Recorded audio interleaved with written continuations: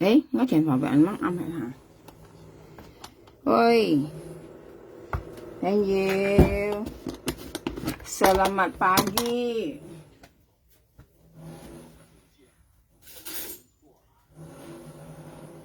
早晨，早晨。喂，呢啲係啥？呢啲蛋白啦，雞妹。喂，你有啥要蛋白啦？按好名你看。佢講腳叉燒要原價買腳叉半件啊？蛋白啦，愛別是真好。蛋白啦名真真好嘅朋友家。蛋白啦名真真好嘅，你愛買出原價買半件啊？朋友間有晒名要蛋白啦按好，你看佢差不多講咁每次愛腳叉，出原價買腳叉半件冇你看。係啊，咁蛋白啦名真真好嘅，係蛋白啦一名真真好嘅。你講愛買出原買半件，蛋白啦一名會按好下菜個片咧。你看蛋白啦差不多廿幾粒咧，講咁每次廿幾頭買腳叉，講爸爸講saya mau beli sopela佢講。Kita kêu anh cái mồi cái dầu cái anak ha kêu aku papa ndak ada uang gitu kan. Papa ndak ada uang gitu kan. Ndak kerja gitu kan ha, ndak ada uang gitu kan. Dan papa ada uang sen yang beli untuk kamu gitu kan ha. 但係咧，佢講了下，摸下咧，佢要分粒嘛。話咁每次出買架單車站，你看下朋友間。你去看朋友，你到啥粒啊？你後兩空上眼用粒就眼冇細沙，係冇研究咪有運動格時我眼啊，可以你看淡白啦。幾粒賣出買啊！你有啥去看啊？你含淡白啦，過兩招本然啊，採個便宜晒嘛。眼愛睇咁妹子啊嘛，計差不多嘛，差不多咁妹子講。叫ham cái papa minta sepeda ha, cái papa tu NG à, kêu ndak ada uang mà papa ndak ada uang cái còn lớp mình lấy còn ngán, kêu papa ndak ada uang cái còn kêu dan papa ada uang sen cái còn ha, có lẽ cái mấy cái cà chán nữa hả, có lẽ cái mồi chỉ đồ lớp liễu hả, có lẽ cái lớp kia mà hả, cái mọ hả đấy cái phân lớp gan, cái mồi chỉ siêu chuyển hiện nó mấy ở tan xa chọn đâu à. Mấy chân單車撞啦嚇，到個嘅細妹啦話，嘅細妹能熱啊話，幾個嘅細妹咧咪有意思咪嚇，意思嘅題目全開心嘛啲你已經講開心嘛，意思嘅題目要十倍啦，要咪有十倍啦，本嘅題目間特別嘅細妹就冇女同咪啊，意思嘅細妹唔開心嘛呢啲啊，教你啲朋友衝下架，過邊嚟先。你有啥粒乜係追摸摸要看淡白啦，日下粒出咗加咪公司本件，你有啥舊追啦，舊追到5人啊出個。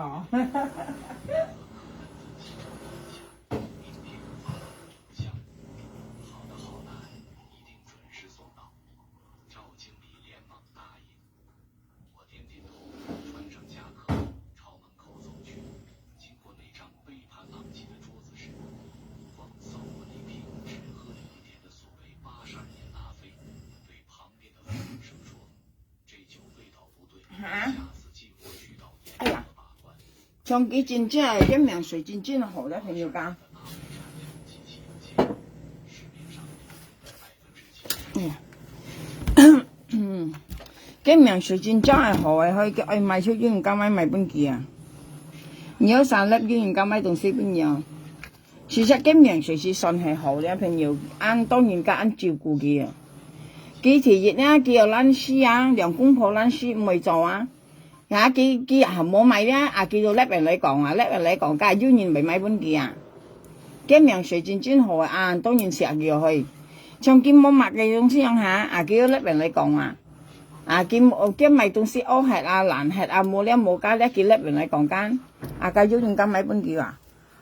一下表示哈，打了新疆。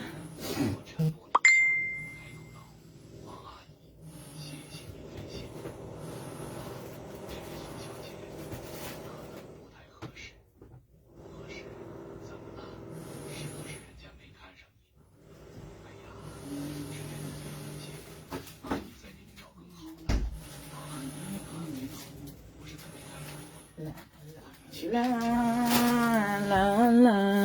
啦啦啦啦啦！啊，这唱你怎样的人啊？不你看呢，等来呢？你上来講未對啊，朋友家。你上來講未對啊？你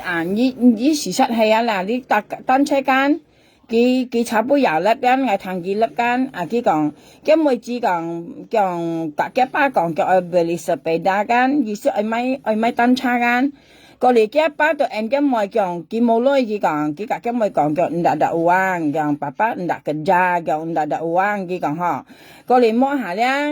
了嚇，摸下幾分粒嚇。cái mười chỉ số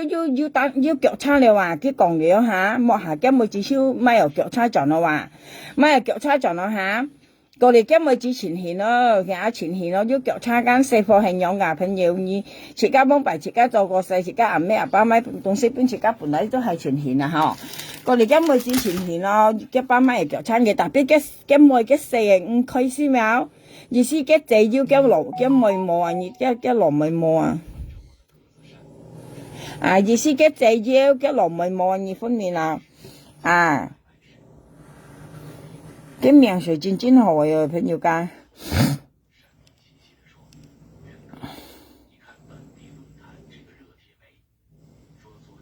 cái miệng水真好啊，cái外賣都要人家買啊。而且係啊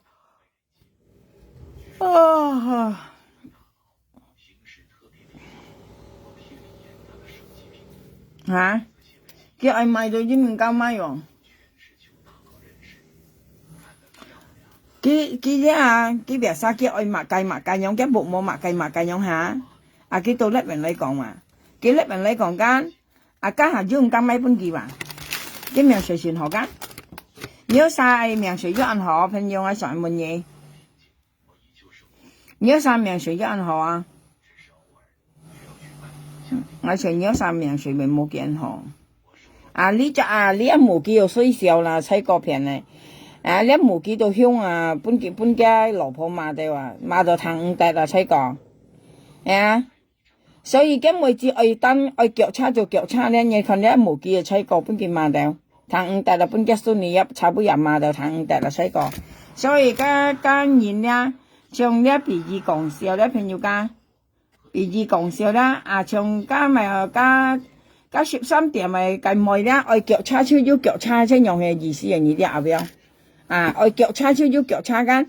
佢爸講佢講爸爸，佢講阿姑冇sepeda，佢講嚇，佢爸講間，佢愛腳叉間，過嚟咧佢都講爸爸唔ada uang，佢講嚇，佢妹子講叫爸爸唔ada uang，講等阿爸要女嚟啦，佢樣佢講嚇，就阿爸要女吧，阿爸未買本二間講，佢甩人嚟講間，13點間甩唔嚟，佢妹子講。cái lớp bên lại còn mà phải nhiều cái sự tình nhìn thằng đồ như thế nào cái lớp bây giờ là yêu xếp lang sang nhìn con cái lớp yêu xếp lang sang nhìn con cái ý思講cái mỗi chỉ cả cái頭裡mấy kiểu cha như thế nào còn lại cái 13點到按cái mỗi cái講cái mang yêu lưới cái講等cái yêu lưới lại cái講等ngày yêu lưới ngày mai bên gì cái按cái mỗi gan còn lại cái按cái mỗi cái chỉ phân lớp vào cái個嚟摸下咧，見到塞無記話，吹個無記啦，你無記會無記，你無記人多，不如塞就落油度，你行吹個朋友家，爺無記本嘅孫你入塞到吹個哈，真吹個無記本嘅孫你入塞爺落油度佢你人講嘅妹子講ndak ada sepeda，嘅妹子minta beli sepeda，minta beli sepeda，爸爸佢講。ngay ở bờ đi sepeda cái còn họ cái papa cái tầm bà lại cả cái mấy chỉ còn cho papa ndak ada uang beli sepeda ndak ada uang cái còn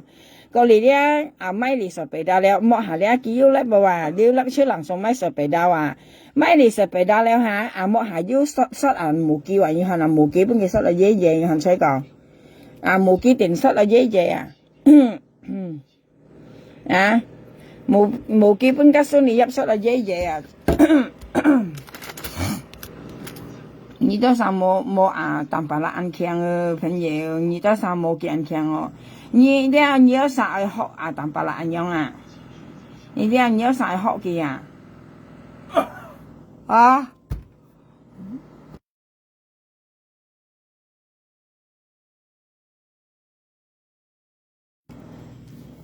你要晒好蛋白啦，用實驗係可以先要玩啊！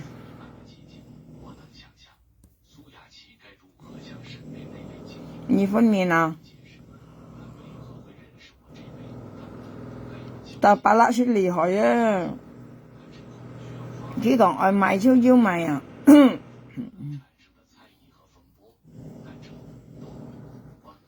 夠厲害啊！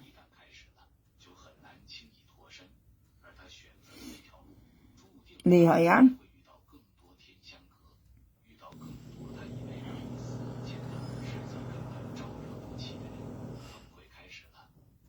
我愛簽照片簽到，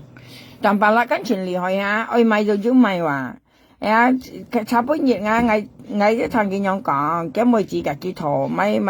腳叉，根本嚟係朋友自己未講快啲，咁妹子嘅含幾買腳叉話。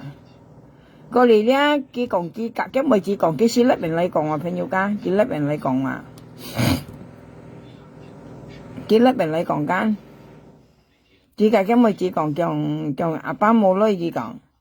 但阿爸要女嘅先佢講啊，個嚟摸下咧，一分叻冇啊，啊嘅妹子小妹又熱架差咗啦話，前前咯喺度跳啊，啊摸下冇基本嘅失啦爺爺啊才講。冇幾多歲啦，洗個片咧。係啊，你到三本嘅送你入室啦，爺爺特別嘅妹子得啦熱架叉，正裝係洗過啊。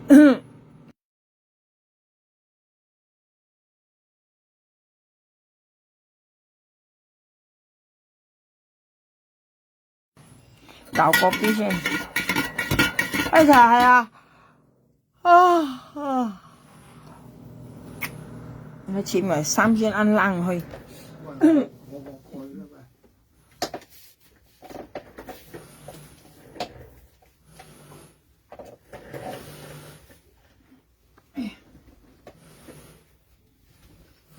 着翻件衫按冷。香港而家是冬天了，你哋啊，就算有水冇成按冷。呢個係啊，其實我是講俾講知喎，朋友家，家冇基本嘅室啊爺爺，嚇，冇機，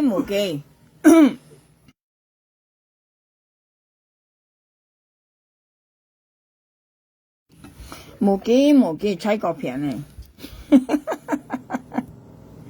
啊，那當然好笑。我愛xem cái theo片咧，我愛xem cái theo片講阿彪，嚇，人道理咪xem人道理嘛，哎，朋友家，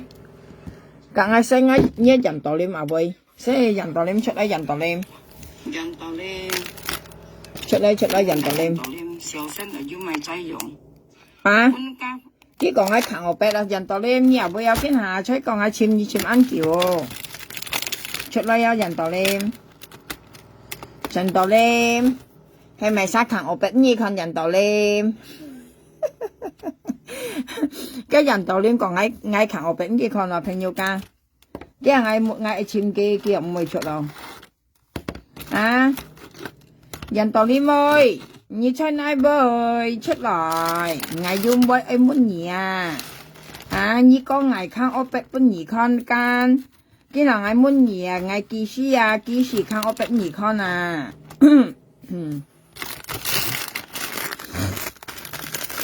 Hả? Hay ngài khang này hay máy sa khang à? Anh nhúc môi khang opet hay à? Như con ngay hay mà?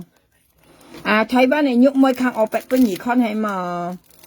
nhị mô con phải ngày dân tao lê ngày xì mô khang opet nhị con à dân tao lê 家台灣嘅肉梅行我俾人道點看啊！我嘅有啥講啦，朋友家幾兩三妹也肥了咳啦，都行我俾二沙到落劑人道點到落劑本肉梅看，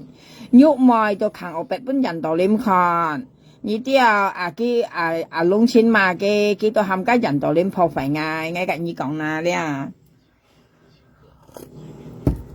台灣嘅肉梅行我俾本人道點看。人道念到落劑本間肉梅看，過嚟咧間肉梅咧到本咩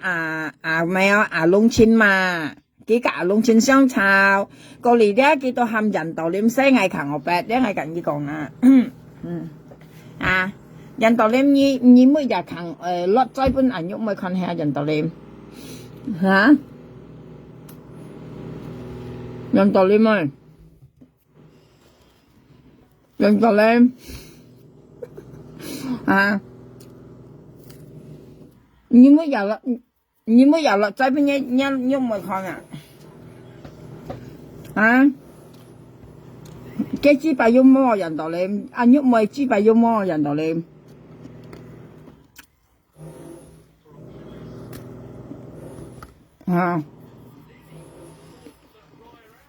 朋友講cái sao mày食咪買一人道你嘛會寫幾來，你夾嗌喊幾來啊？嗌滿幾個嗌頭餅幾看啊？你喊幾來？嗌幾時頭餅幾看人道你講乜字肉梅搬兩條肉梅菜話搬兩條花仔搬兩條。梅仔搬兩條，3人搬6條，含人道念西藝行我俾啦，肉梅貴條下，肉梅菜話，咁普通話菜話，咁台灣係普通話，你啲普通菜話，咁台灣跟肉梅啊普通話，你好出嚟啦人道念，你嗌幾時行我俾你看下人道念妹，你吹奶妹。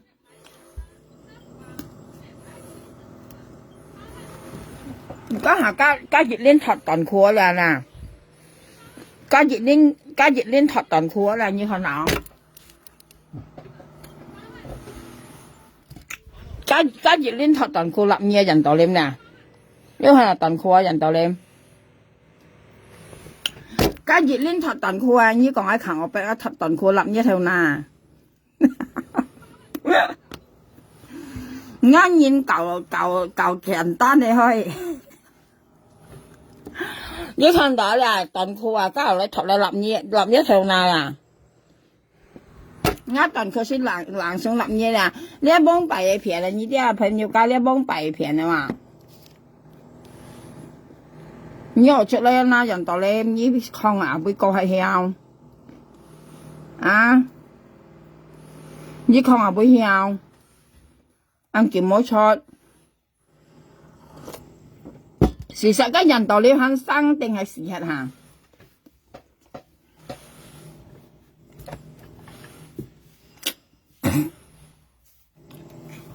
人道念咪肯生係事實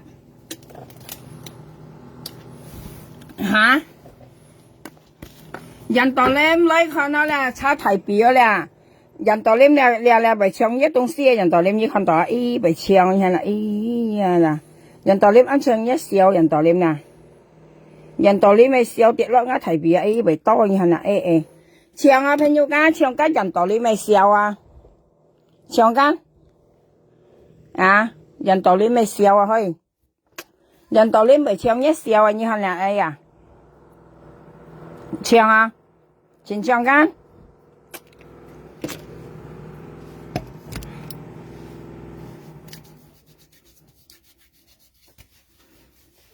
被搶人道念咪笑嘅，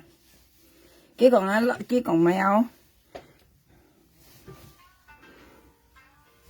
事實呢東西全強，朋友間，呢東西茶腳全強，今下冬天咧，個腳爆茶咧，先買嚟茶唔係用幫皮茶啦，你啲你潤個皮膚茶一腳咪白又全香。冬天呢，朋友家香港熱炎四季啊，呢啲啊，熱炎四季咧，佢嘅天氣咧未用很乾燥啊，呢啲啊，嘅皮膚未乾燥間，啊，呢做咩咧嚟搽一下，啊，嘅皮膚唔會用乾燥啊，呢啲啊，佢會隔呢保護呢皮膚全強，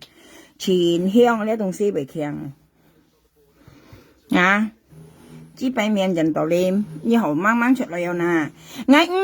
是講你印度鏈半記啊，你到邊你講你來邊來西愛看我白啦。啊，日本度咧，你喺田野摘個蛋白啦話咧，請你拿到你嚟女嚟講費你呢，你冇沙拉麥啊你啊，印度鏈，你呢想掂你嚟女嚟破費你呢，唔冇啊，自己人生啊你啲朋友家，像我嘛，人是我是講掂你嚟女話。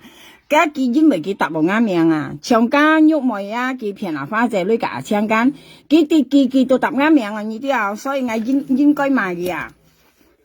長佢咪答啱命咧，長佢啊搶間郁妹偏拿花仔女咧，佢咪答啱命，我是應該買嘅哦。我利用人家裝修啊，我係妹喺度啊，我係妹嘅春木啦，跟人佢資本人喺間。佢資本人喺下啊，跟人就下搬就下啊，叫裝修啊，前抽人啊，加咪又加建密加雞樽啦，佢用加機器打個雞樽打起嘅咪前抽人啦，支管咯。你啊，像啲人道你真係話，佢燒到人嚟攞下幾多講費嗌話，啊，你可以冇啊，你有良心冇啊，你係同人冇啊，嗌冇你啊。切家同人啦，切家同人啦，朋友家，你愛女就愛去做，冇可能按用係人家含義萬言，一像別自己人嗌冇得隨你人道理咪呵，你夾落人啊女嚟講費嗌，家唔冇啦係冇啦，家是要隨啲，喂，切家冇用做啊，只要嗌冇用做啊，你都得落人嚟女話，係啊，你是得落人嚟女話，你是全開心咪得落人嚟女，特別嗌你冇上到嗌啊。啊！我冇人用做你講費嘅，啱命上家是千萬人群人粒呀。家五啲嘅人啊，嗬，家牙出嘅人啊，幾時都度係話，家是冇人用上四話，啊，是冇人用上四話人道理，啊，冇人用上四間。冇用喺破費嘅啦，呢啲啊，你得落你嚟女咧，你就講緊冇人冇借咩，安排做嘢冇啊，人道理未要隨啊，呢啲啊，你冇得到冇隨用講完都未講完講，冇人冇借咩講係咩要隨下，啊，我無啦啦用講嘢，你都為壓啦，係冇啦，我冇見嘢啦，女人啊，我前喺度講費，你前破費，你肯為壓啦，更何況咧係要啊，我講嘢你要學壓，啊。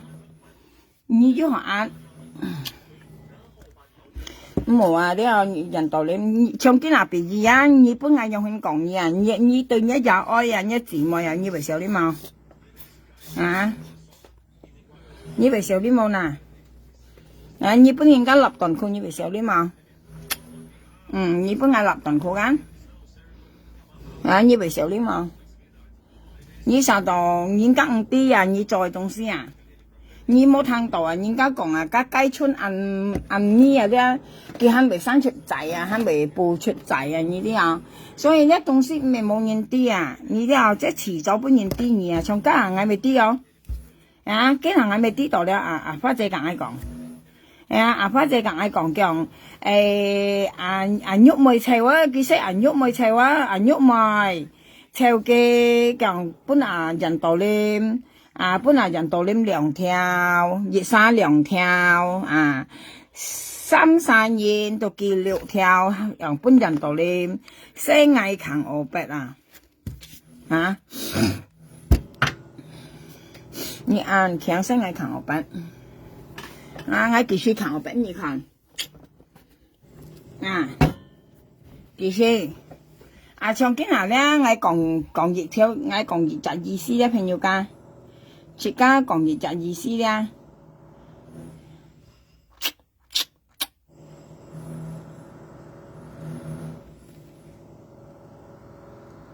等下咧，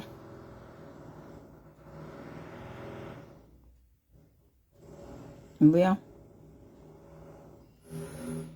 唔見係咯。奶茶加油加少揾筆咯，等你先抹下少先。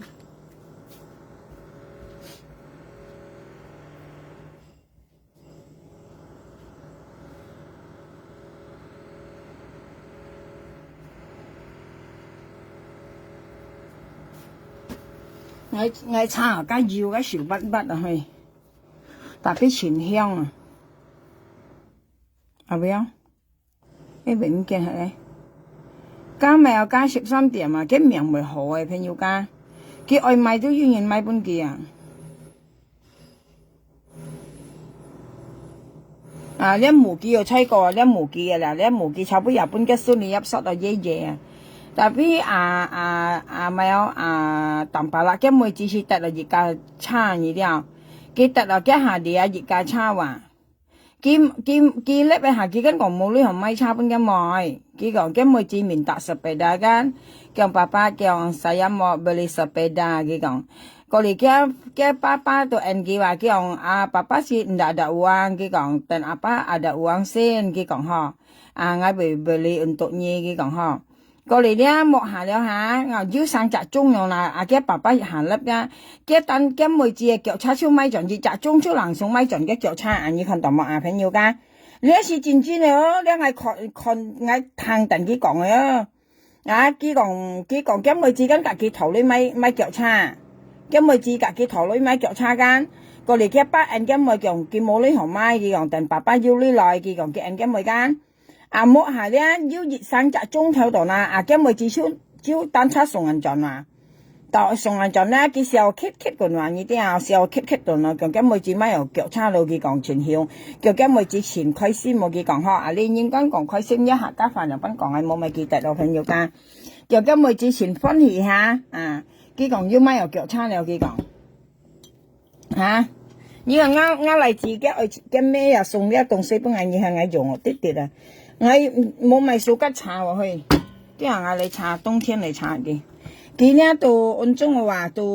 到買料啊，買料下，買料腳叉了下，蓋摸下嘅蘇尼入啊啲啊，蘇尼入咧冇基本嘅室啊嘢啊，睇過。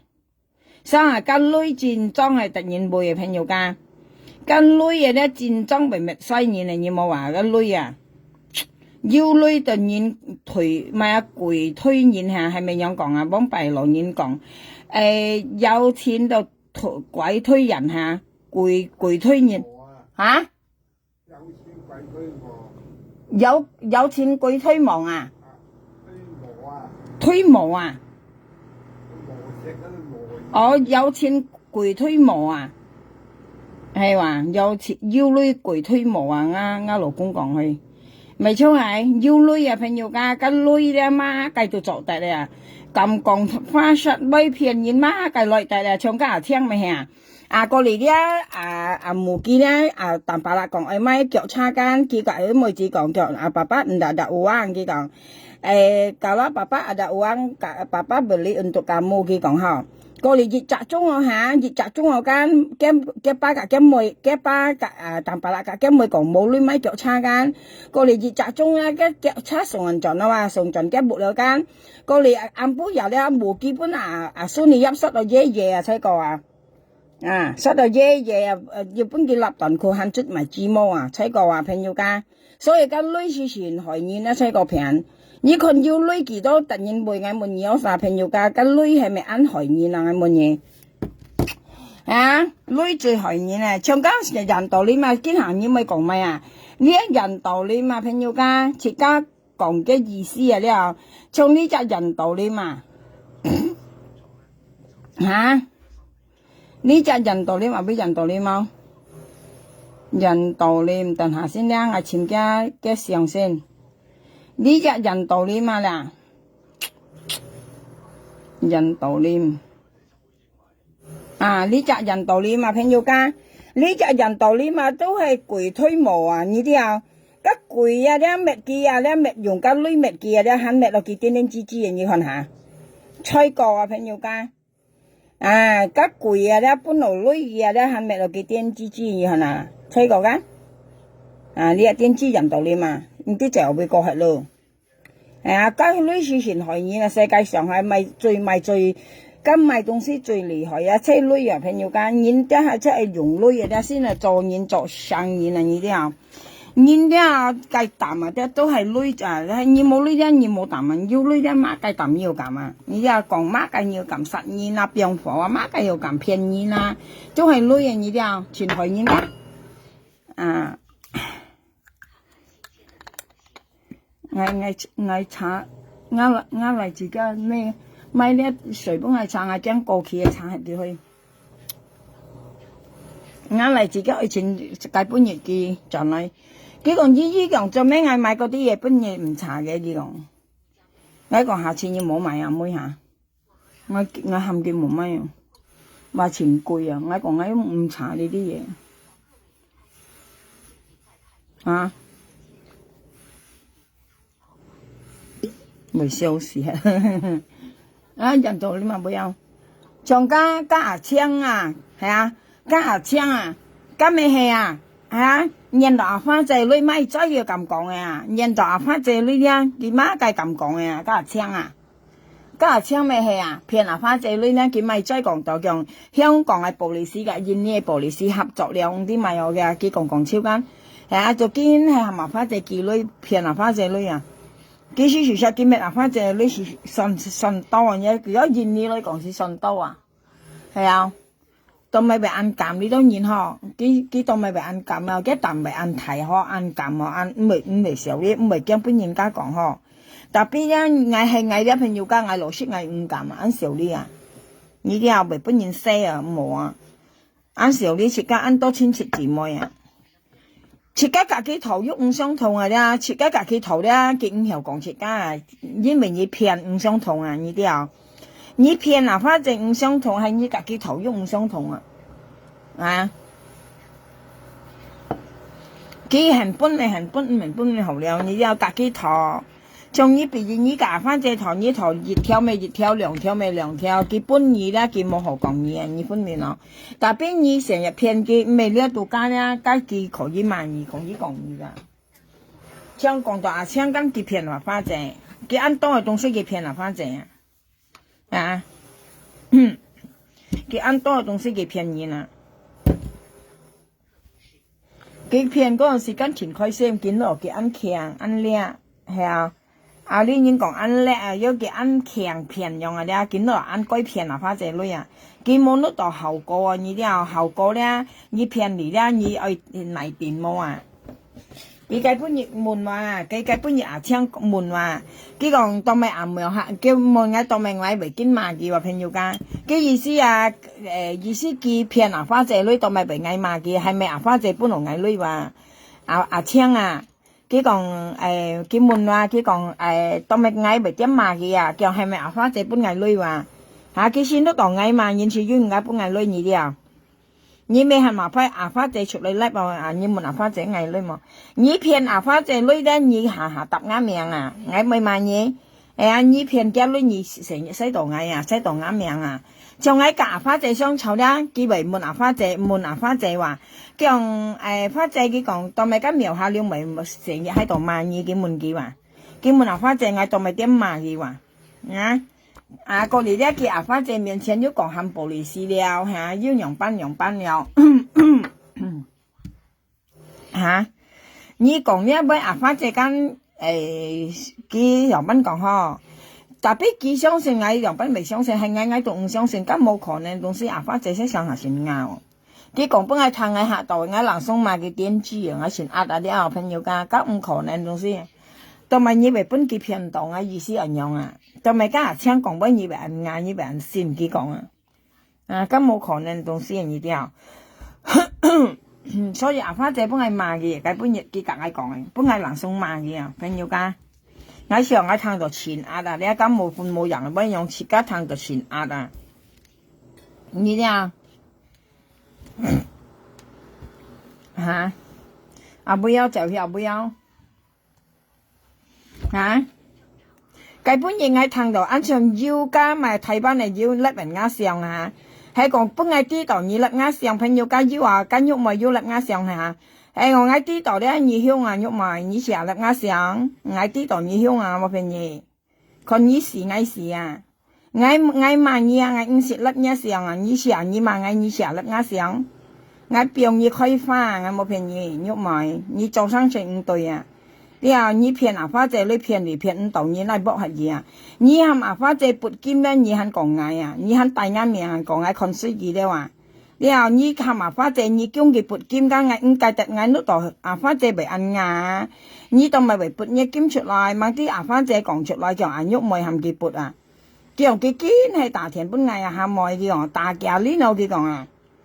堅係大田係咪撥壓堅佢講啊？撥喺香港苗下量，事實上咧佢就唔明啊，朋友家。事實上間喐妹咧佢係似阿花姐要叫女啊，佢看佢要女夾冇女啊，佢上係似嘅啊，因為我講佢黑政府了間，見到度講黑政府咧，咪啲都冇女人二分面啊。過嚟咧佢堅係似探阿花姐間喐妹啊，佢是唔明眼嘢啦，間喐妹佢知喎呢啲啊。佢堅係試探阿花姐要女冇女又試探佢阿花，佢叫阿花叫花姐叫你撥一兼出嚟，花姐今苗下兩錢講你黑政府咧，看衰你冇女話，佢講佢撥一兼出嚟試下你花姐向你佢講話，過嚟講今妹姐咩撥嚟了佢講啊，佢先用話湊熱班人用去攻擊啊，佢叫阿花姐撥啊，你啲咩叫人班啲阿花姐要女咁冇女嗱？朋友間講你要女間你曉去平，人家講家企啊，啲朋友間像別意嘅人嗌㗎，你做企，自家講笑啲朋友間，自家講一隻笑話啲，但係先啱嗌錢嘛，家唔中係先嗌講嘅意思啊。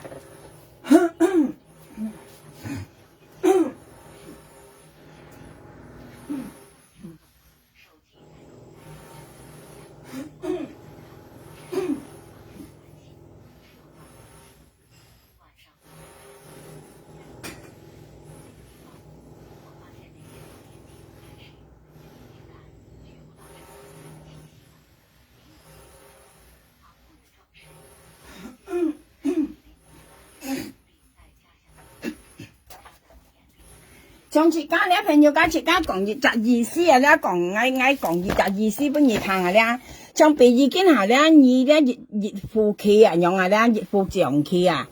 朋友家自家講嘅意思熱夫長期間，熱夫長期間朋友間啊，長家見下喐妹咧，喐妹間啊，長見下間熱夫長期係冇嗱，熱夫長期間。像見下阿花姐啊，被意講笑啊咧，你佢唔會探阿花姐要女冇女咧，佢出氣啊咧，阿花姐呢鋪氣啊未出啊未對落佢，我係對落緊俾説下，佢識叫阿花姐出氣啊咧，看阿花姐佢兩班出咧，佢到兩班計嘅女人呢啲朋友家，喐妹咧，喐妹計阿花姐女咧，識咯人家作氣樣啊。佢看阿花姐計企兩班行啊，呢一行到對咧，佢咪出嚟幾多人用啊？我原來佢叫阿花姐撥劍咧，阿花姐咪撥出來咯嚇，嘅劍學佢看嚟，咦原來阿花姐按到女喎嚇，佢咪出啲咯，就話聽兩三樣講接啊咧，自己隻用啊，二分面啊朋友家，呢嗌次來咧喐妹頭腦是安好啊。係啊，像講你講，而家講笑朋友間，你喐妹一頭腦按好咧，你唔係計一路人家係女啊，你一頭腦好咧，你做頭路啊，坐兩班長女啊，開店，含一例子搬到女兒開店，開賣飯店或者賣衫褲店，或者賣皮洋嘅店，用長女啊，唔係一喐妹頭腦好咧，唔係騙阿花姐女架槍兩沙夾人嚟騙阿花姐女啊。然後佢先用埋熱鋪氣咧，探埋花姐出女啊，夾女出嚟啊！佢講花姐，佢講苗下兩呢看衰你黑政府嚟喎，佢意思啊，佢阿拉山都講喺看衰阿花姐呢啲啊朋友家，佢阿拉山都講喺看衰阿花姐黑政府嚟喎咧，佢博阿花姐撥嘅金出嚟，搬佢看要幾多金幾多女啊咧，佢個青兩沙咧，到兩班行或者企穩呢啲啊。嘅意思係講別意見佢講喺看衰阿花姐間，阿花姐咪全撥嘅金講苗下兩看衰你講你黑政府嚟喎，喐妹跟樣係講花姐你撥金出嚟，幫佢向盡嚟，意思係麻花姐向盡嚟話，花姐到呢度係戰術嚟咧，將別意見喐妹跟係麻花姐撥嘅金，係佢咪看阿花姐嘅企兩班行咯。冇嗱，佢咪撞嘅企行出嚟，企有兩班行咯嚇。佢下一步企啦，佢要兩班計嘅女啊，齊話聽啊呢啲啊。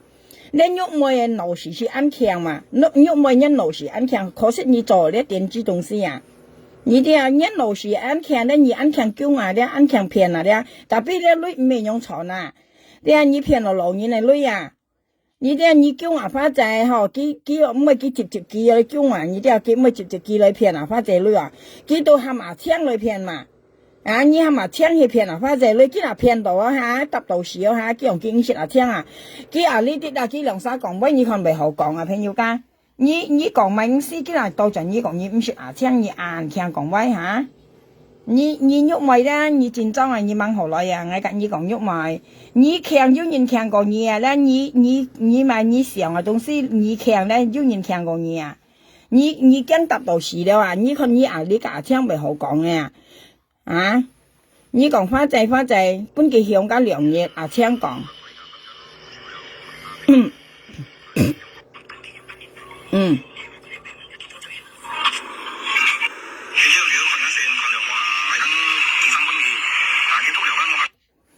嗱，要聽到啊，肉梅誒，你講你今下咧，你上加13點啊，粒你跟講你唔是聽緊。佢講佢唔識啊聽嘛，佢啊呢啲個啊聽咧，越記來記去啊，花仔佢講啊，本啊苗下亮啊講香埋加2日3日佢講佢冇香啊，佢冇做作香啊，作香咧你睇下，啊呢啲我又會喺度冇人喐咪，我香講hết啊，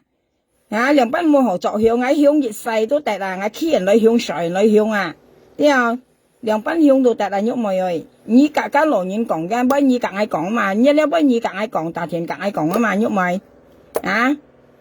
你按聽講嘅冇香啊，我香加2日3日啦，喺度講調我勞工去啦，聽講啊，啊你兩三個咪啊，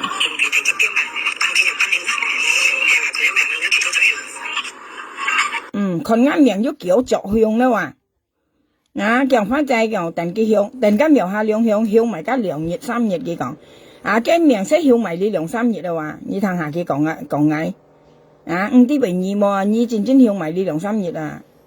啊，加杯一班盡記啊，你看下啦，班盡記了啦杯啊，嚇，佢講啱名識香埋你2、3日啦話，嚇。按聽講騙啊花姐女啊拿啱命啊，啊你拿啱命騙啊花姐女啊，俺屌嘢，你唔拿啱命咧，你兩班騙人一本事啊，你都要喐埋，你騙你架啊聽兩三夾人嚟騙啊花姐女咧，你拿啱命啊，啊你講我香咪加2、3日啊，幾嗱9日啊，1年369日，嚇2年lang啊，我要生死有冇啊？啊，特別啊花姐女叫有本嘢啊，你係知擺命啊冇嘢。啊！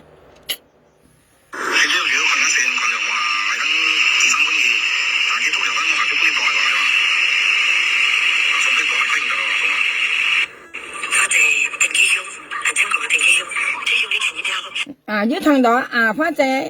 啊，香港鄧基香，啊，香港鄧基香，啊，你啊喐妹咧，你架香兩沙溝通啊咧，唔會好呀，啊，香港鄧基香，啊，香港鄧基香。你喐咪你個阿青幾多號嚟幫？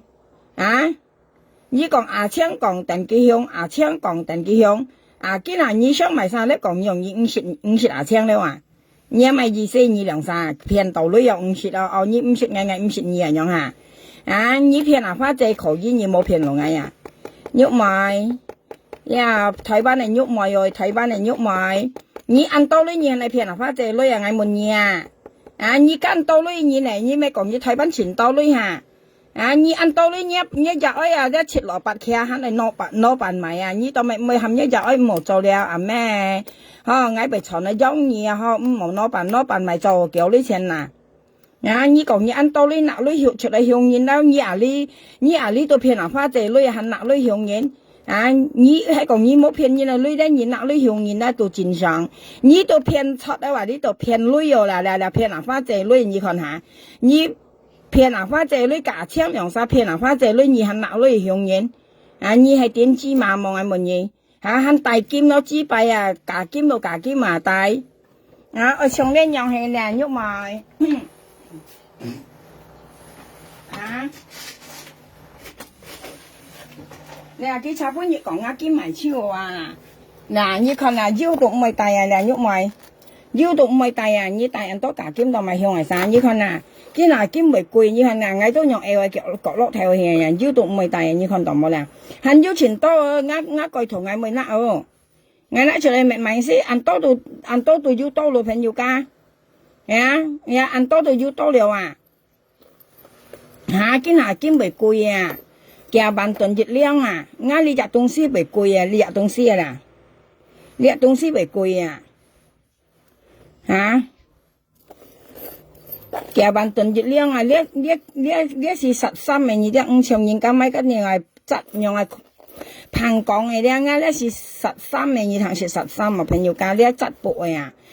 你看腰都唔係大啊，你像你大價機嘛，家幾講嚟講幾片啊，或者你幾錢大機嘛，大機擺冇啊，你片女係你大機，家全部係假東西啊！你骗女人幹嘛？帶金帶學筆毛啊你啊，要自閉啊你啊，呀，大場騙了罰老人的女唔啲小利嘅，面皮鋪呢，你看你家花姐咪好講嘅啦，花姐定佢向家2日幾講啊，本佢向家3日幾講啊，你啲牙會黑到冇啦，喐埋嗌上門你講有冇啊？你啲牙苗下量牙會黑到冇啦？你咩本人調啊？台灣人騙香港人嘅女很凶死講喂嗬？你台灣人騙香港人嘅女很凶死嘅，你台灣本人黑西黑氣你啲會黑到像你人用佢哋豬樣近嘅，騙黑到騙人嘅女咪小呢又加台灣嘅人咪咩？你小呢又台灣嘅人咪啊？台灣嘅人咪按多正常，但係黑到你熱雜唔正常啊，黑到咪夾槍兩三騙花仔女啊！你騙花仔女咧，花仔女俾你騙咧，照計啦，唔干礙事啊！你啲朋友家，因為花仔冇夾嗌親切啊，但邊你下帶啱命啊！呢啲你要帶啱命話，花仔定幾香，定啱苗下兩香埋呢3嘢，過嚟呢咧，你係咪人道你唔使嗌扛我筆啊？呢啲啦，呢啲係要穿完飛落暗鏡嚟啊，穿完飛本嘢夾槍2、3日落暗鏡嚟啊，萬要死事啊！你做壞事做幾多？一少咧，你喐妹咧，你喐妹夾槍2隻少咧係冇實嘅，我跟你講啊！你做咁多壞東西，你可能嚟拿點知嘛？我跟你講啊，你啲你度跟住2隻少朋友間，2隻少間，你2隻少你2隻少間。你冇實咧，你家家咪有家家槍2隻少冇實咧，你2、3咧，上家春人飛落暗間咧，你2、3少咧係冇實咧。我跟你講啊，幕後係黑手啊，你2、3，春人飛落暗間咧，因為咧先2、3話家槍2、3話。我跟你講啊，你很有苦啊，你唔會講你啊，春人飛打槍係分鋪啊。打槍係羅鋪啊！因為落暗間先2、3計少冇實咧，冇實嘅少啊2、3，咪加全人會落暗間啊！一少冇實咧唔係唱嘢即係半呢一班人唔記得啲好冇？呢度喊嘢唱嘢結23年啦，你就話。3年啦，3年啦，佢真係半日跳又跳半日唔記得啲話，跟住嗌幾2條半人道領辦用嘅嗱，你分嘅啦，3、4年啦，結5條半人道領啊，但3、4年啦都結5條半人道領，特別花姐結2條啊，花姐結2條啦，咪變到6條啦，基本人道領先係扛我俾啦，你看下啦，你睇下。條板本人道理，妹仔幾條板，即係3、4年到幾4條板係啊？你讓我記到2條半記啊，用嘅嗱，我用啲記要記冇記用嘅嗱啲花姐肯碌落2、3冇記啊，2、3冇記啊，記單曬記本人道理嘛，睇下啦，做人安排到埋，我都冇咩講義嘛計啊，我先冇咩講義嘛計話，我是冇乜嘢嘛計啊，你啲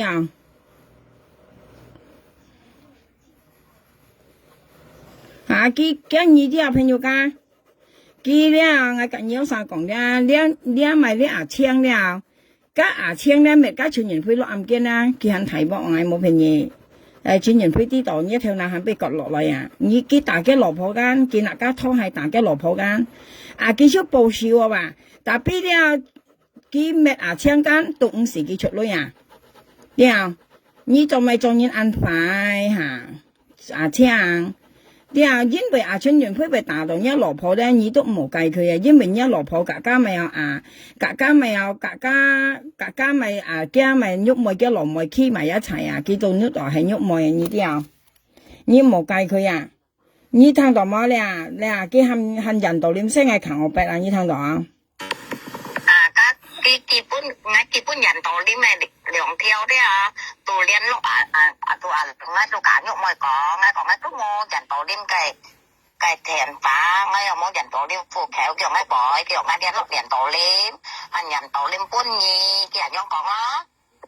你們幾咁嘅行啱冇啊？你們幾身咁事冇啊？係得到。你們幾籌錢用灰啊？你們幾咁講麼？你咁們幾雙粒ไป講麼啊？你們幾咁虧得行咪雙粒講麼啊？你們幾咁麼啊？你們幾咁麼啊？冇cái虧得行用mà你ไม่จี้啊ยกไม้mà你จี้ไปคุ้งอ่ะไปสินะอาโด你聽到啊？咩咯？ไอ้講ไปไงตัวมาแอบฟังซัด發你屋裏咯，冇嗱，我哋坐電機啊，你講，坐電機啊，我時會長咩啊，落一名二落去啦，咁名二咯，有咩幾百揼一名啊，家呢集呢啊田，呢集呢係生嘅啊，嘛計啊我呀不出田家呢度啲事啊話，今年以為你落計雜貨啊，以為你落計雜。I xin ngắm như nhúc mà chơi hoàng nghe ở chân tiếp mà nhưng mà nha tôi chỉ chết xin nhìn thấy mà tiểu cả đi nào mà cả đi là cầm như cả trẻ to lòng nhỉ cái còn ấy cái món à ngái lì hang liệu chọn leo cái còn phát chơi cái còn cá mồi chơi còn thế còn xong mày như này lắm hả bá chạy hả còn khiến mà các miệng ha đương đều cái còn bột cỏ mồi chơi đấy mà cái quay tủ ảnh nhau như mặn cái ngay còn ngay gì còn ngay còn ngay còn ngay cái nhóm còn mà chứ trong cái ngay còn mà cái còn ngay tôi tới văn cái môn ngay tôi chọn leo và chọn leo cái mấy bạn thành bắp ngay lo cái còn ẩm mày chế tôi bài leo cái còn ẩm mày chế tôi bài leo kiểu ngay dùng bài leo kiểu lúc nào như bài leo phát chơi cái còn là như thế nào thằng mấy chặt 你聽到冇喐埋咧？你所阿花仔白機嘛？你台灣喺度咧，阿花仔香港喺度，你都咪供佢白嘅金咪出嚟啊！你供你佢白金冇下，你到架槍潮嘅陰嘅肉嘅女話，騙嘅女話，佢所阿花仔白金嘛？原來家阿花仔啦講幫白雙但白啦咧白金間，原來喐妹含佢啊！喐妹含佢白啊！佢阿拉山都講嗌看衰阿花仔喺政府嚟話。過嚟家佢啲度佢啲度咪有佢啲度花姐要女用下佢度喊花姐切話槍涼晒叫花姐幾女你看下地你看跟喐妹攞時幾多強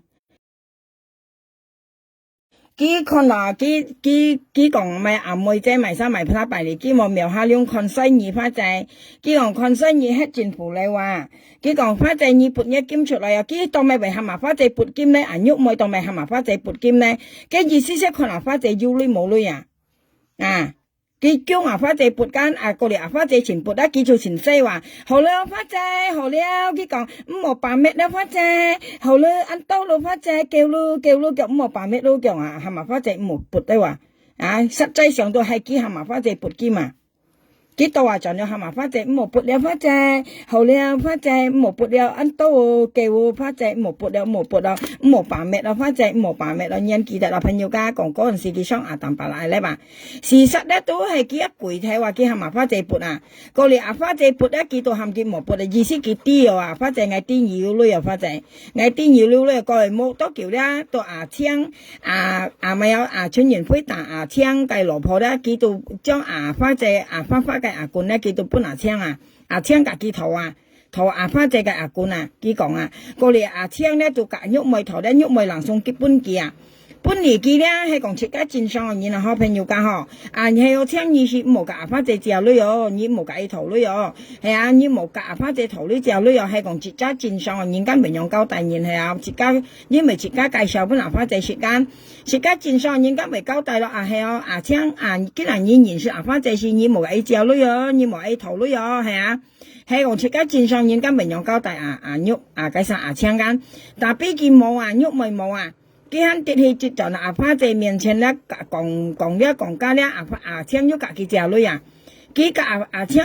隔阿喐咪講印尼嘅玻璃師隔香港嘅玻璃師合作啦，跟喐咪喺大田本阿花姐啊，佢講花姐，佢講阿青講啊，佢講阿青講啊，即係佢講啊。咪有意思講，唔係嗬，意思講阿青講緊，佢講印尼嘅玻璃師甲香港嘅玻璃師合作間講日本苗下兩鄉加3月，係啊加3日本嘅作鄉嘅咧，佢冇鄉我佢講啊，意思甲玻璃師來作藝嘅話，阿花姐未相信咯，以為係真咯，事實是唔係話朋友間，佢兩沙講花出威你啲佢兩沙講花出威，阿花姐未信下，因為阿花姐認得經驗順未有。兩分講好經驗咧，唔係講家未有，唔係講家未有家用係經驗先君好為人啊，阿花姐啊，樣思明人啊，所以安藤人講俾人呢啲啊，阿花姐認識叫好心人啊呢啲啊，世界上說唔係按該錢啲人有人啊，佢因為佢識貪私嘛，一人啊，一下講到幾條講超過10條、20條、30條人用基本計劃。今日佢代陣，你看家淡白啦，別說西叫阿花姐曉了話，印度啊，印尼後生子嘅車上佢幫排佢隔喺頭呢間，嗌未講佢隔喺頭呢間，今日代陣叫嗌愛佢白佢愛佢又愛5度佢啲印度佢啦話，佢本身用起嘛，等人佢講阿花姐話破壞人咯呢啲啊，今日仲識佢唔係講嘅話，所以一年幾多費心講係乜嘢，從呢阿花姐都係計3咪有槍都係你咩好戲睇嘅啊？你問佢咁條坑啊，要大愛是團麼啊？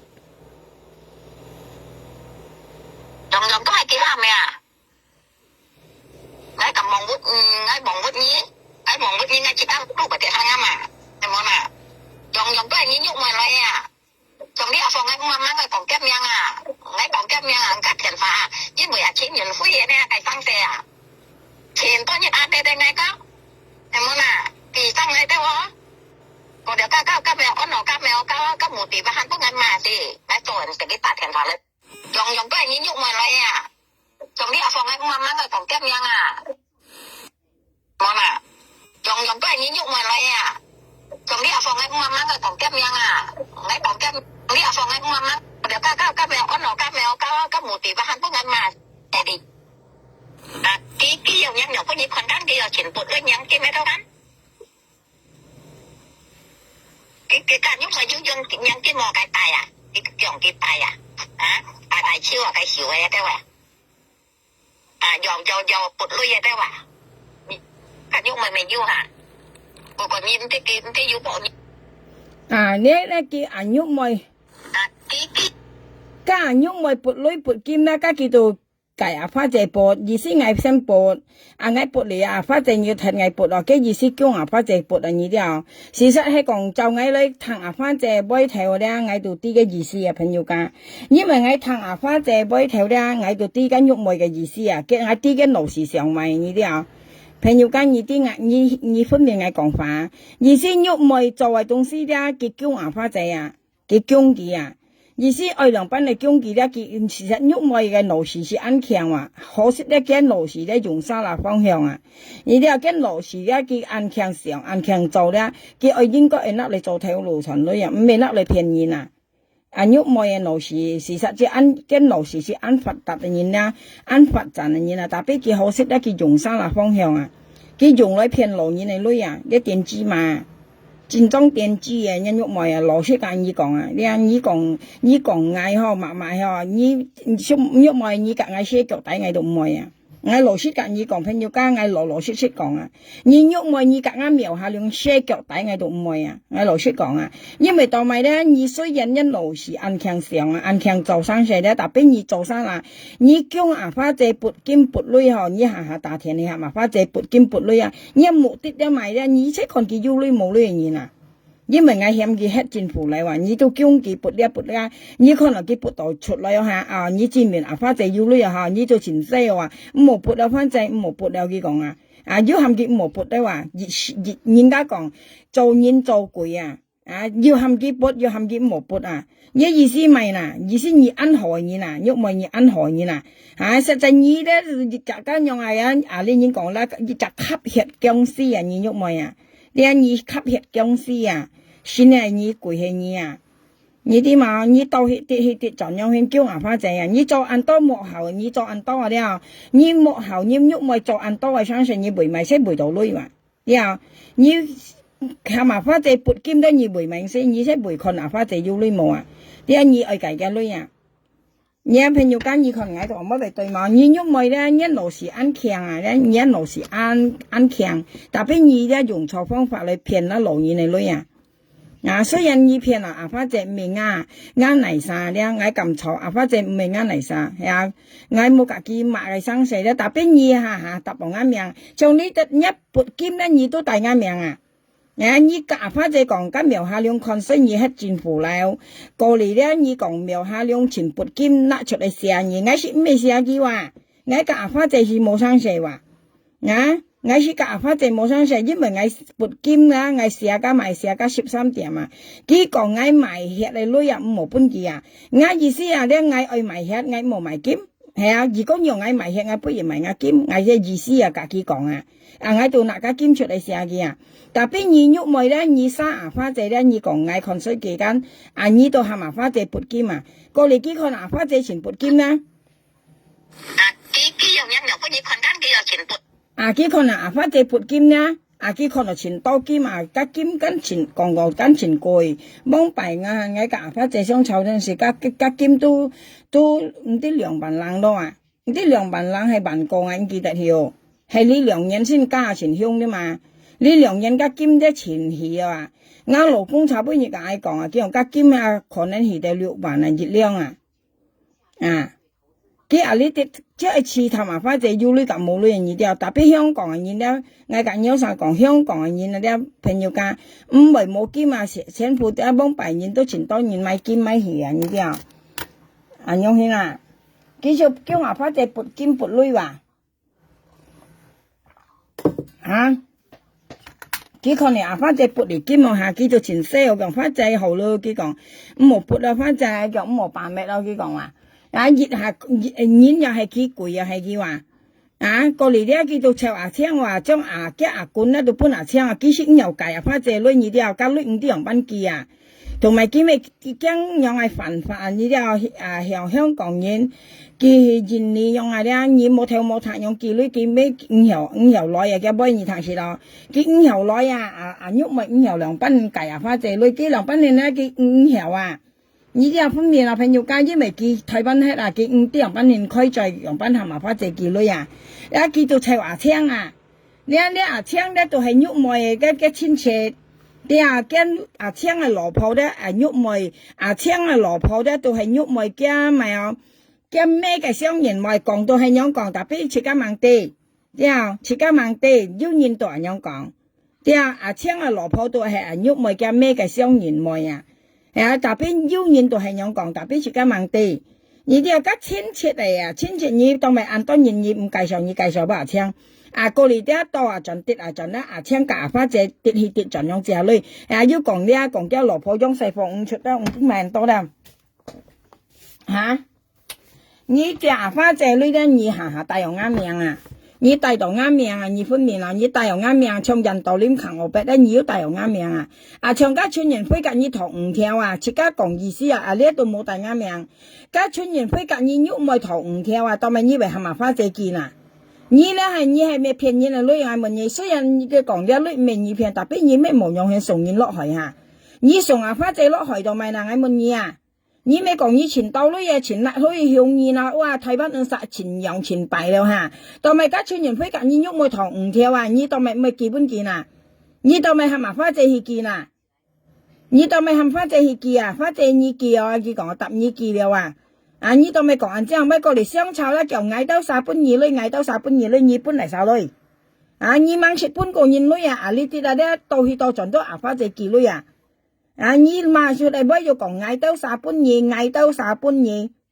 啊！佢隔村人非相炒叫嗌到3本2，嗌到3本2，佢講啊，按何談間啊？佢到3本話，你啊不啲喐咪都要搬咯嚇，過嚟家咪有家淡白啦，佢本嘢嘛咧，佢肯講啊，佢講你講本村人非38條，佢講啊，佢講是咩日本超啊，佢講啊。佢麻花姐啊，加埋加淡白啦，麻花姐啊，佢講日本加村人飛38條是咩日本超啊？佢講還要2集半啊，佢講啊，加淡白啦，咪要賣出嚟啊，叫還要2集半，2集係晒咧，先喐咪夾咪這半嘅意思啊，但係佢搭幾記啊，搭幾記到頭嚟咧都冇記辦麻花姐啊，咁咪係麻花姐半超嚇，啊，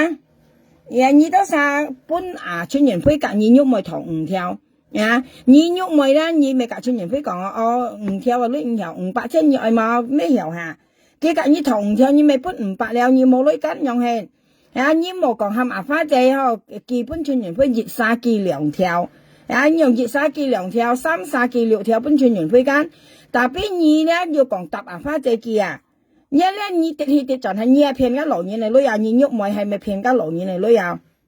啊！你係咪騙緊老年嚟女啊？啊！你冇女就冇女話，你當咪講答應見啊！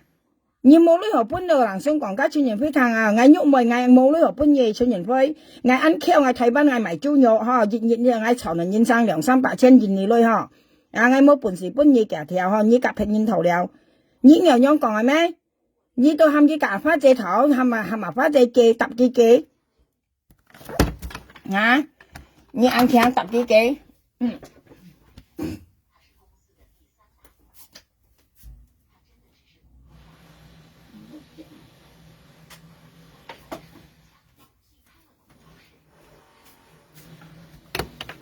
啊！你ăn keo tập đi kì, nó thiền phạm mua thiền, à chứ nó không biết thiền. À,你講tập幾kỳ, hả tập幾kỳ話要tập幾kỳ過嚟都冇記準辦哪花姐啊？啊，你冇記份辦哪花姐間啊？你咪叫老人記女嚇，啊過嚟要將個田法要咪有係嘛啊？聽用去頭女啊，啊？做珍貴啊！講開出來人道理嘛，講幾多人道理嘛，苗下了，我先講業啲都冇出嚟出來人道理嘛，你冇本事搬咁多，你嚟講呢個經驗識講啊，或者搬業條或者2條，你愛冇咪好了咁樣啦，仲係呢條人啊，要聽到嗎？啊，要聽到嗎？阿花姐講，你冇本事搬啊咧，你冇條人啊，要聽到阿花姐講咩啊？就咪阿花姐根本入嚟講了，喂，因為你講啊咧。你講咪有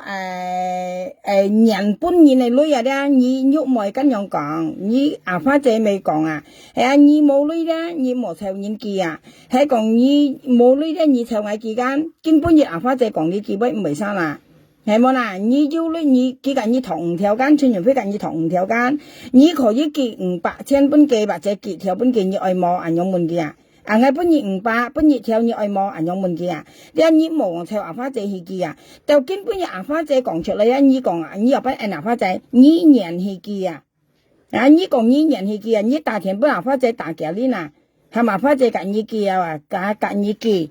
搭你記，隔你記，因為阿花姐都咪為聽你講咧，因為見到就隔你做朋友，你啲香港人才要年前才用啊！你啲呢些叫年前啊！見到就隔你做朋友間唔上特色你啊！入咩講次啊！你啲熱戀按多啊！你阿花姐嘅用是按提方嘅嘢啦！你啲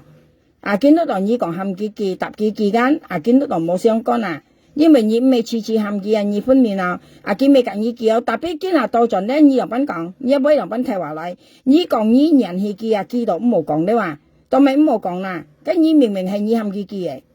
你喊記去記嘅，都咪唔好講啦，意思唔好講你人用氣，啊，你講搭幾記㗎，你都冇辦記啊，啊，你講明先係乜嘢？你用騙人嚟女？cái chắc còn kiểu ngay một cái tao lôi cái còn kiểu mỏ mà nhìn tập là còn hả mỏ như làm cái tài xỉu công xí na cái xe po cái đồng chạm ngoài chia hắn ăn tao mì cô đây do ngặt cầu lôi cái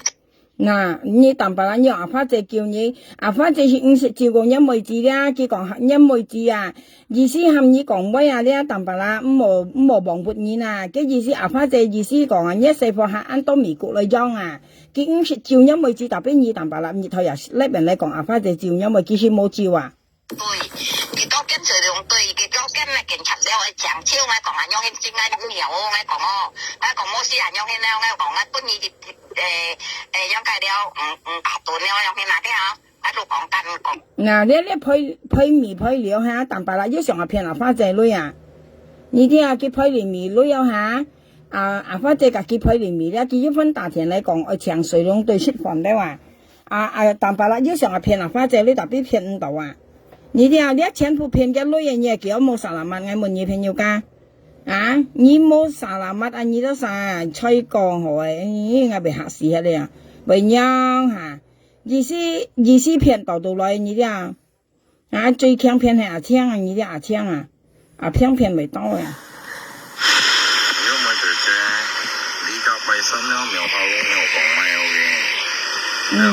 玉妹姐姐，阿強死嘅啊，玉妹姐姐。你入拜心啲啊，苗下亮又講乜計了，玻璃師去做佢了，佢根本就想淡白啦，那邊佢講佢識阿強話，你看家阿強識嘅玉妹姐姐，阿強識嘅未樣呢，家次佢兩三次係按說話你啲朋友家，佢兩三次按說話，你看佢識阿強識玉妹姐姐啊，要聽到識玉妹姐姐啊，開格練俾你聽嘅，開格練。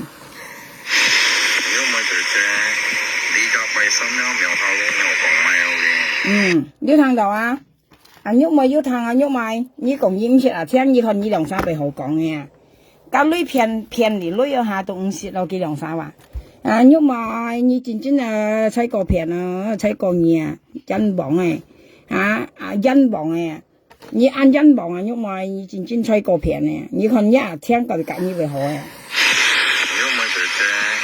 你家拜心了苗下龍有講咩嘅？你入拜心，你是講你買是朋友家是神叫哦，你問2年的話，你買的是問2年的話，佢講嗌你入拜心，即講嗌求年前年嚟了，佢講拜心咧嗌又講買不了啊，玻璃師你作嗌了，佢家阿花姐講啊，你佢阿昌講本阿玉妹聽，玉妹都夾阿花姐講啊，即係佢講本阿玉妹聽，阿昌都夾玉妹講，玉妹咧都夾阿花姐講啊，用險計嘅女啊。你啲啊，玉妹都夾阿昌講，阿昌都夾阿花姐講啊，識用騙嘅女計嘅女，你啲啊計阿花姐女啊。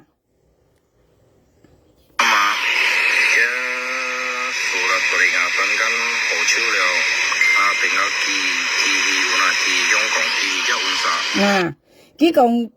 當然呢個玻璃師啊，搭熱風扇啊，呢射熱風扇啊，射熱風扇啦，寄來香港了，佢用夾玉妹講啊，阿昌夾玉妹講，佢講嘅現呢啊，呢個玻璃師啊，呢射到熱風扇了呢，寄來香港了啊 ，spread 過來香港了啊，佢用喺呢日拜三呢，為本玻璃師作了，阿昌夾玉妹講啊，玉妹都夾阿花姐講啊，呢啲都有騙阿花姐女啊，呢啲啊。從呢用啲嗌嗱去玻璃師攤香港玻璃師攤啊，呢度玉妹夾阿昌有問題冇啦，家己兩沙講俾間按清楚了呢啲，佢間講到騙香港這類，朋友家從呢用嗱去玻璃師攤咧，佢看電視啊，家上睇咧啊，你看啊，你阿昌咧，你看一上啦昌，你做按多塊生水啦，你看一上昌誒，你看像你從你用那去香港嘅玻璃師攤以為有問題啊！從一位咧嗌緊條分熱，嗌分熱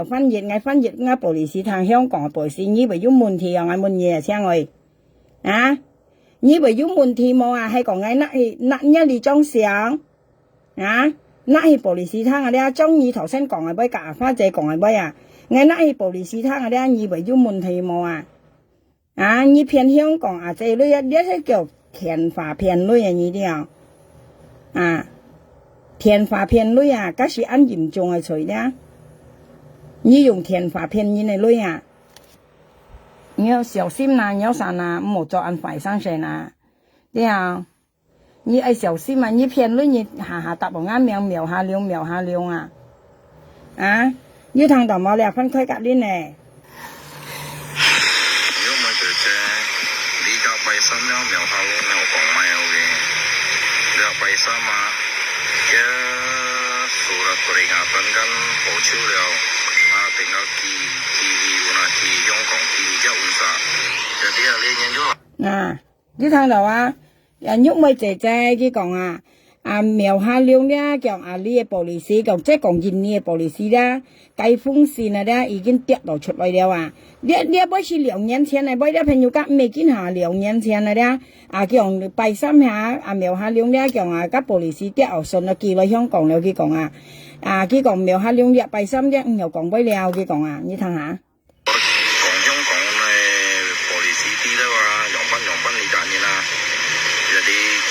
出事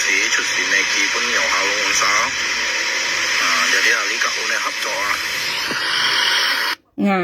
你聽到佢講我哋玻璃絲甲呢嘅玻璃絲合作叫啲拜三咧嘅線咧寄來香港嘅玻璃絲攤，玻璃絲接到嘅線下到嚟啱木雙門意思嚟啱你作藝樣幾快哦！佢講意思藝香你啲冇學冇人報道藝了你到根本熱聽根本熱藝很錯你咁你講咩聽你根本熱苗下了很錯你幾多年啦很錯定你熱嘛也嘛你按片片發這類用玻璃絲有片發這類過嚟村員會係買糖嚟จังบันล้อมแกนก็องค์สิของที่ป่าป้าเส้นล้อจังchuyên nhân phơi nhiều lại còn lấy vào tết chuyên nhân phơi lại phải nhiều ca như cả tết nhá chuyên nhân phơi có tết nhá chuyên nhân phơi lại là tiếng còn lý trả phân nhân còn nhân chuyên nhân phơi chẳng bản lọ âm kiên kia về tết phải nhiều ca ngay sáng một nhà còn chuyên nhân phơi mang lọ âm kiên kia còn ra bao kia còn chuyên nhân phơi đó lý trả phân nhân nhà là trái kiểu cái tiền nhà chuyên nhân phơi lọ âm kiên cái nhà cái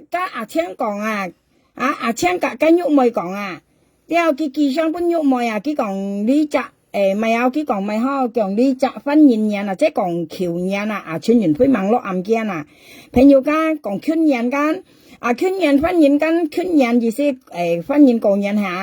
cái còn chuyên nhận phơi chẳng bản lo âm kiến nhí chẳng nhí về anti nhí về anti chuyên nhận phơi về lo âm kiến cổ lì chuyên nhận phơi chính trong lo âm kiến lo hả đấy nhí đâu sao thì想tao mày cái về anti nhớ sao căn想thằng lo hiện ngày bây giờ thằng lo hiện ra多年我們講最冇4年才5年啦你sẽ hạ bà như thế nào你sẽ hạ bà你sẽ kỳ hạ了講chuyên nhân phơi抽4年抽khu âm kiến khu4年都你睇下你聽你về ăn本事你về要ăn本事咩chuyên nhân phơi lo âm kiến你về ăn本事但係佢本計中了所以佢上幫落了跟落了âm kiến出來下跟個玻璃絲跟要講了冇分制用品呢啲係佢要講玻璃絲落去要講咧家未將玻璃絲講個玻璃絲舊咧環境咧出外從一用現在朋友講你好猜嘅呢冇你好猜聽嘅呢冇原來咧春園灰格講其熱連落暗間春園灰間出來見嘛家玻璃絲係租舊呢啲朋友家見嘛家玻璃絲租舊啦聽咧sẽ將咧春園灰嘛租舊啦到咪春園灰落暗間ngay時間ngay近呢講咧一匹半床朋友家你啲喺講你聽咧係曉係冇按創產嚟講你啲基因為春園灰甲花姐相湊春園灰甲花姐相湊花姐都到春園灰到嘛花姐講基本嘅38條嗰下咧春園灰甲花姐湊到你啲幾兩三啲個咪相湊過嚟咧加13點咧到成日講加全員會暗經導出嚟前萬二又花謝前萬二前萬嗌又佢講幾咩前學威又嚇，叫花謝叫嗌隔幾失下去咯佢講啊，酷暗經到酷暗經咯佢樣講嘅話隔花謝講啊，叫意思隔全員會失下去咧，特別啊花謝是冇彩淡白啦嗱，佢冇彩期間，佢冇彩淡白啦，佢聽咧都講嘅意思啊，隔花謝講啊。意思全員會提熱呢暗經導出咧，佢講家玻璃士係咪豬腳特別係咪講翻俾嗱，我講豬腳嗱，佢嘛家玻璃士豬腳間，反正乜嘢咪啲講咪了，自家唔方便講啦嗬。嗰啲聽咧，佢使作到嘅你記位啦，記到交半家玻璃士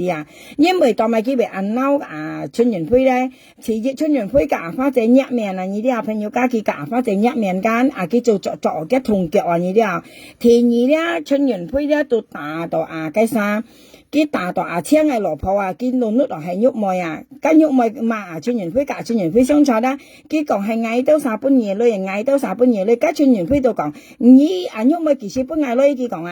佢又計38條都係花姐半嗌因為係花姐基本嘅郁梅50幾個呢半春園會但係佢嘛隔春園會咧前後嘆佢講嗌到三半夜女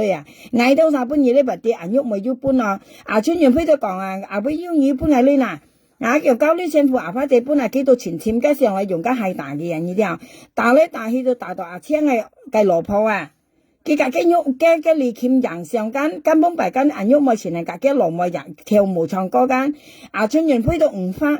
呢啲朋友家佢唔翻咧佢看到青嘅蘿蔔到實到係喐咪佢到那個係去打過嚟嗌到雙腳咧春園飛加時未喐咪我意思打3年咯春園飛冇打兩喊佢冇打間過嚟天光熱咧到要2-3隻嚟前年到時簽春園飛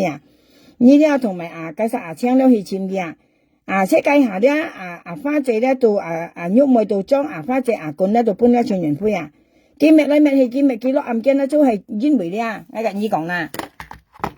喊到咧前創餐你咧我跟有啥講有啥咧買名相咧全部叫花姐記女你冇啥啦嘛你班人真裝朋友家時常我講幾講係連空冇關係你話我啲人有啥嘅東西冇自家冇用便宜嘅女人呢啲冇啥啦嘛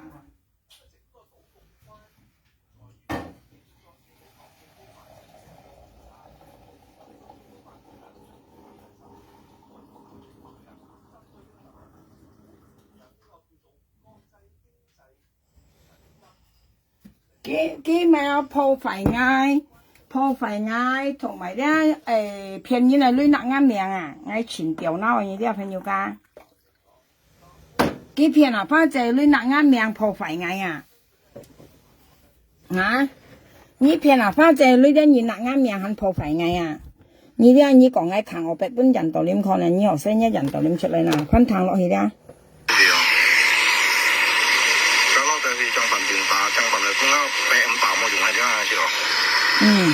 佢講春園飛落暗間咧爭辦電打咧話打到冇用出到你看嘅你到特女話春園飛到本人打話你幾多冇啥啦物你班人你幾多冇啥啦物因為間喐妹咧本春園飛打幾少去報銷見咩咧春園飛落暗間你幾多冇啥啦物嗌問嘢佢解本熱量字冇肯講下呢嗌盡到現你簽家春園飛雪飯了嗌簽飛高雪飯嗌簽淡白啦高雪飯佢講嘅落梅嘅利劍肯前講嘅話見咩家春園飛落暗間咧佢到盡係簽埋春園飛雪飯了你睇下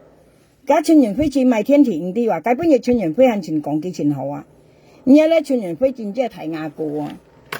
舊就點點支支本人家咩落暗間肯當然好然佢人當緊喐梅行業啦，佢基本上前陣緊喐梅前講嗌廢啦話，你隔嗌得啱春園飛來嗱，春園飛你隔嗌得幾耐你春園飛戰裝電子，啱呢條片基本春園飛看啦，基本春園飛看，係講呢種基，朋友家唱呢比自己呢用基本機咧，佢都未必佢啲佢講機買呢啲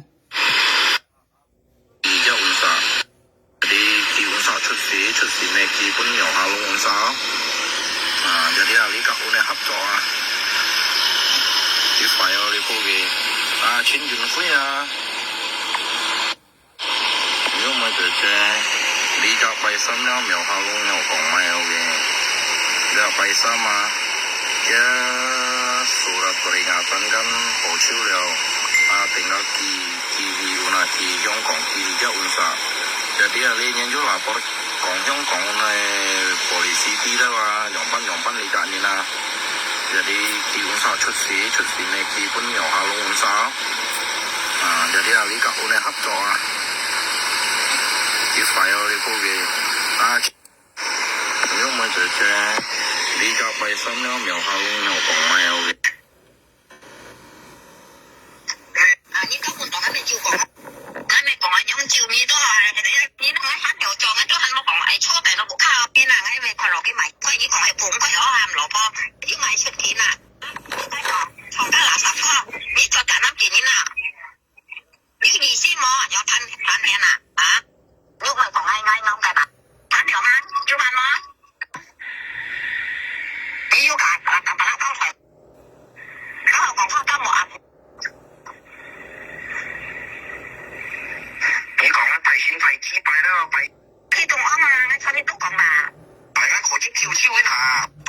你平下女啊？咩門嘢啊？頭先計啲講千元配落案件係咪啊？有冇啊？佢身頭嘅講嘢一條，個假係是那種講啊，淡白啦打嘅，就係咁樣嘅咯。啱啱咪講我做夾嘅昆定過數嚟講嘛，咁樣講嘛。我講呢邊啦，有講吧，我哋有地富橋本嘢啦，我講咪得嗬，用。頭先啊，千元飛嘅啲咧唔見咗，啊？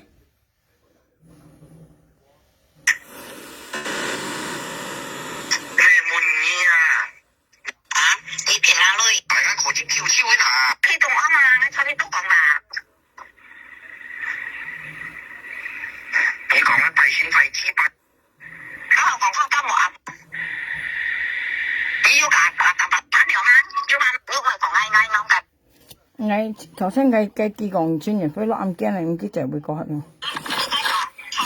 賣出錢啊！所以你講係半個，要賣出錢啊！千元飛落案件嚟啊！我係開又熱節，係喐節先。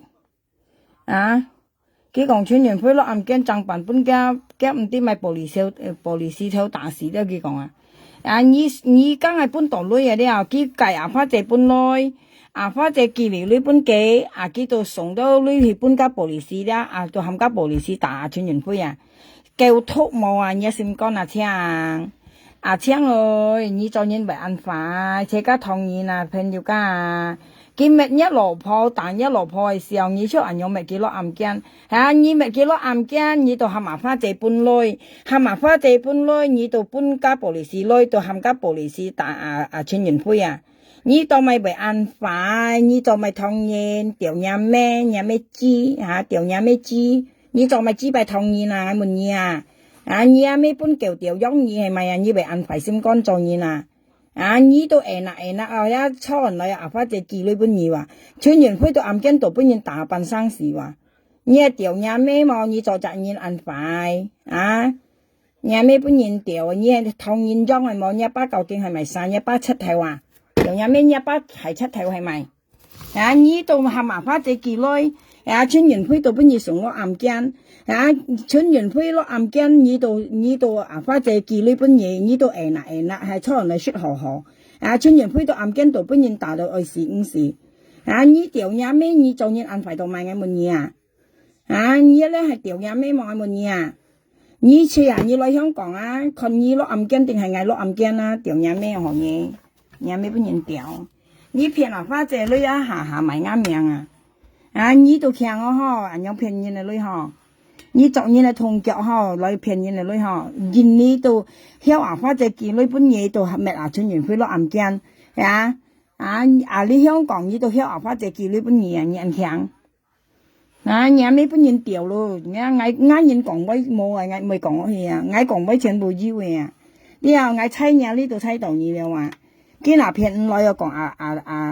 花姐愛到你了話，片來又講花姐認到你了話，認到後生子了話，要講花姐拜年拜買了話，你愛大那你啊，你幾拜面你啊，你黐人來講咩啊？你愛大那你講咩啊？啲後，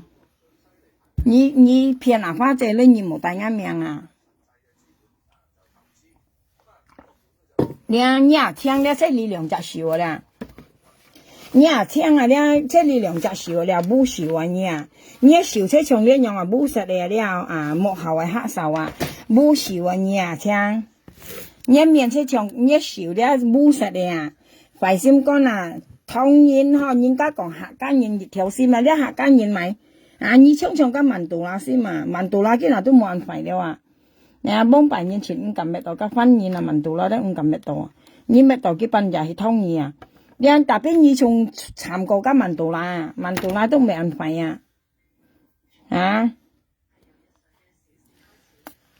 你按強你騙啊，或者咧你冇埋啱名啊！你啲後你冇講嗌啊，你冇答嗌啊！講印尼嘅布里斯，香港嘅布里斯啊，兩班咯嗬！嗌乜又買東西啊？嗌乜又買除惡啊？要出個布里斯啊！你先用嗱那布里斯下翻隻記錄啊！嗬，你就咪講那布里斯，你就咪個愛略講啊！你苗下兩你咪幫下兩個是愛講你哦，愛那布里斯做你哦，你講啊，你好啊，聽佢，你好啊啦，你本來春園飛啲度，你肯定嘅多啊，你一講下你湯啦啦。你個巴拉肯定入毒啊！你冇本春園飛啲度呢件事啊！你咪家春園飛落暗間啊！聽我聽，你春園飛落暗間都係因為你咪記落去啊！你本春園飛啲度，你肯定嘅馬里多啊！我冇騙你，嗰陣時春園飛嘅馬里多是未浸進椒啊浸你啊，聽緊家春園飛嘅馬里多唔未浸進椒啊浸你啊！聽春園飛要群禮拜啦，你日你咪你落暗間啦！你落暗間出見面，你落去啦，你賺錢啦，你認定啲啊，春園輝，見咩話朋友睡冇，拜拜。